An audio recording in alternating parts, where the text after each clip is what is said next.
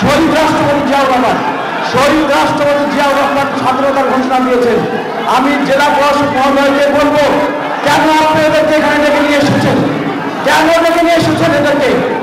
যারা বাংলাদেশের মাটিতে 2000 লোককে হত্যা করেছে, যারা বাংলাদেশের মাটিতে 2000 কচি প্রাণকে হত্যা করেছে, তাদের কোনো অধিকার নাই, এখানে আসা।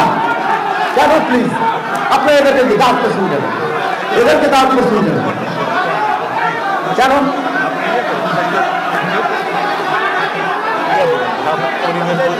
কিসের পরিবেশ?